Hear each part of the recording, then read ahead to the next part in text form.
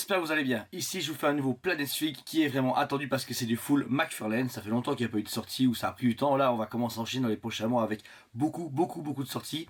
Et donc là on commence avec le pack de 2 Booster Gold ainsi que Blue Beetle. Un pack de 2 du coup ici très rétro, c'est un duo de choc un peu à la Batman et Robin ou Superman Batman, sauf que là c'est un peu le comique, façon de parler. Blue Beetle, Batman Second Zone, et du coup ici Booster Gold qui est un personnage du futur avec son petit robot qui s'appelle, je ne sais plus, Star quelque chose.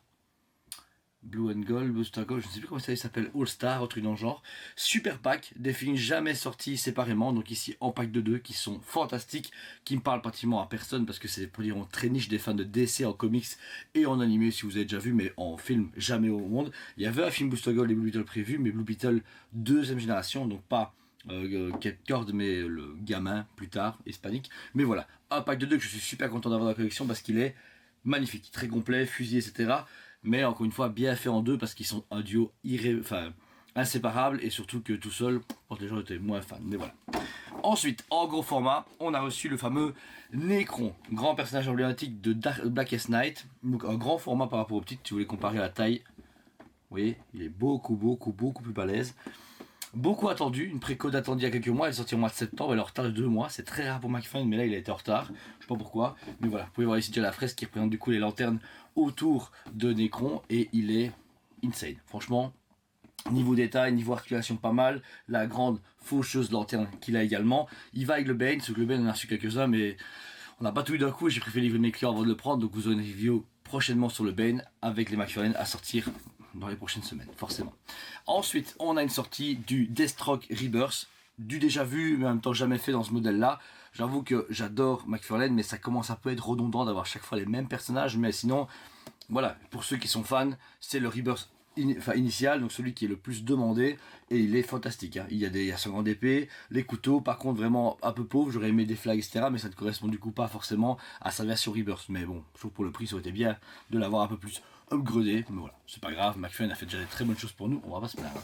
Ensuite, là c'est la sortie parfaite pour Gotham Knight, le talon, qui vient du coup à la base de la version comics, mais si vous la souhaitez, elle va être compatible avec les figurines Gotham Knight. Donc vous avez cet ergot avec plein d'épées, donc ce n'est pas un simple ergot, c'est le ergot de base de la cour des hiboux, qui a vraiment un skill de fou. J'attends avec Prime One Studio, mais ici en figurine, il est énorme.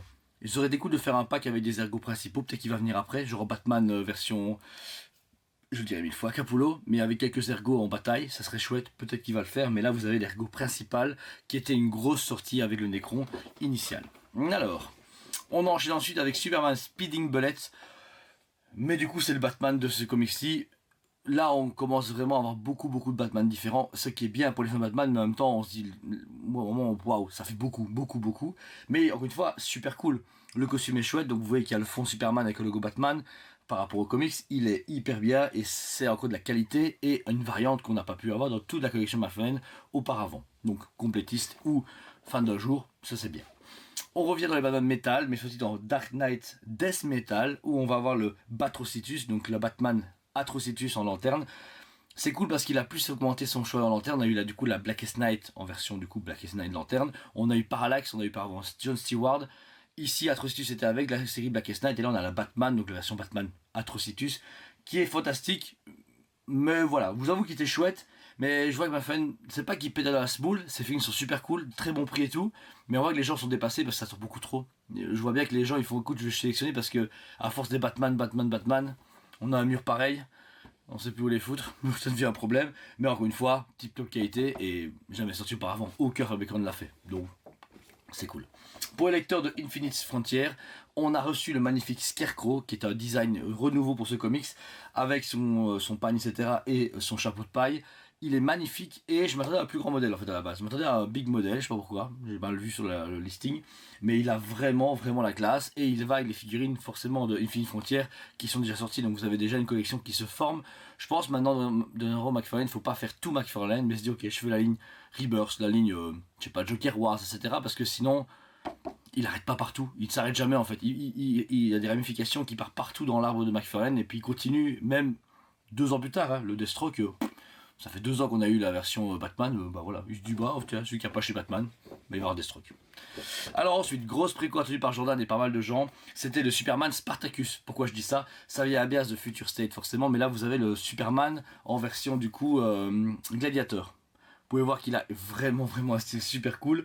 Donc vous avez le logo Superman attaché avec des chaînes, le petit calbar, le bouclier Superman, la hache et la cape qui est en vinyle. Donc voilà, mais je le trouve super cool. Il a vraiment un design génial. Et je trouve ça bien qu'ils aient fait, mais j'aurais aimé vraiment que, encore une fois, on s'y retrouve dans une collection. Il devrait vraiment tout sortir d'un coup. Et puis faire au fur et à mesure, parce que celui qui est fan de Superman Infinite, bah, du coup, enfin Future State, il a pas déjà tout. Il a juste une seule figurine, il n'y a pas Mongol, etc. Donc voilà, bon, on va pas s'attarder là-dessus, mais encore une fois, c'est un peu compliqué à comprendre, sa logistique de sortie. Et pour finir, les 2 versions God Label qu'on attendait avec impatience en version Arkham Knight. La première, c'est le Scarecrow, qu'on a du coup ici en version God Label Collection, mais avec un côté orangé ambre, qui est super beau. Le truc, c'est que beaucoup de gens l'ont commandé, parce qu'il a pris God il y a 3 mois, elle est sortie, et juste à sa sortie, il a annoncé une version normale après.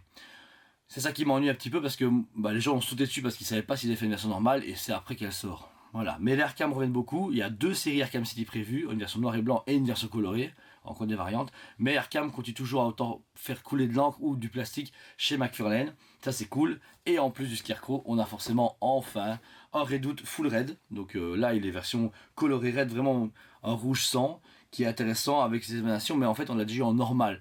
Donc c'est encore une fois une variante, mais qui est super belle, parce que ça fait vraiment full Redoute comics, alors que l'autre c'est un Redoute jeu vidéo, mais sur la licence Arkham Knight forcément, comme le jeu vidéo. Donc voilà, c'était les sorties McFarlane de cette semaine. Forcément d'autres vont arriver, Hasbro va aussi arriver, j'en ai reçu des gros colis, il faut que je les trie et que je fasse le Planet Fig. Mais ici c'était spécialement McFarlane pour vous faire plaisir et vous faire découvrir l'univers des figurines. Budget d'une figurine de base est de 24 à 26,90. Pour les gros formats, on va plus ou moins entre 49 et 59,90 suivant encore une fois la taille ou le modèle ou le personnage. Donc voilà, j'espère que ça vous a plu, mettez un commentaire sur cette vidéo si ce n'est pas déjà fait, abonnez-vous également parce que c'est vraiment cool de suivre nos aventures, tous les jours 8h du matin une nouvelle vidéo avec Jordan, moi ou un autre membre de l'équipe. Et dernière pub, n'oubliez pas on a ouvert un nouveau restaurant à Liège qui s'appelle The Strange qui est ouvert du coup à partir du 9 novembre pour la sortie de Black Panther et j'espère vous voir nombreux à ce nouveau restaurant. Voilà, sinon merci à vous tous, je vous aime beaucoup et je vous dis à très bientôt. On vous aime beaucoup et on vous dit à très bientôt.